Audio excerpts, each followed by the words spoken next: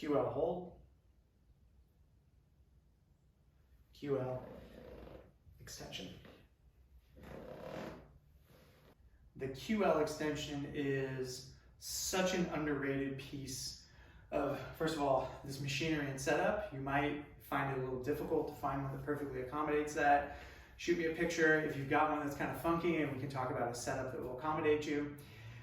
It's not a super common piece of equipment for most people to have in their home gyms, but I highly recommend you invest in one of these, because getting into a side hold, which is our QL hold, I'm basically preventing myself from falling over, and then getting into side bends plus returning back to neutral is, I cannot state this enough, so critical to lower back outcomes and midline stability outcomes that almost no one trains.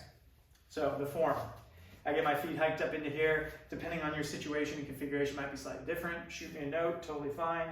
For the hold, I'm really just trying to imagine a straight line from in between my heels, coming up to my belly button, and then straight to my head. There's gonna be a number of tendencies here. People kind of roll off to the side. This is going to relieve that. I don't want to do that. Or they hang out up here just because it's going to be a little easier.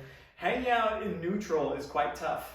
Hanging out here gets a little easier. People are trying to they get a little antsy. They want to find relief from that position. You're trying to maintain your board.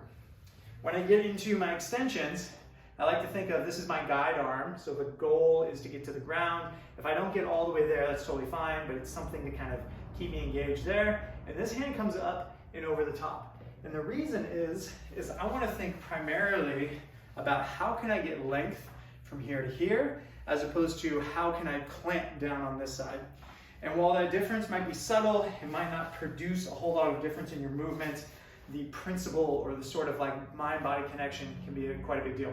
So that arm comes up and over. This is also helpful with me keeping a good plane through here, so I'm not twisting and turning about. You'll notice you get a stretch, oh man, all through everything, and then you come back up to neutral. There's no need to hyperextend and come back up. We're naturally gonna hit the other side, that's totally fine.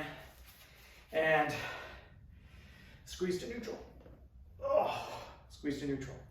This, whenever I do this, gets me cripplingly sore. I know I mentioned earlier, this program isn't gonna get you that sore, but this gets me sore every time because honestly, I've undertrained this so much compared to everything else that my body just doesn't have a very good training age for the movement, and every time it's like a brand new experience. But as you get stronger here, the world changes in terms of your ability to navigate and stay out of low back pain.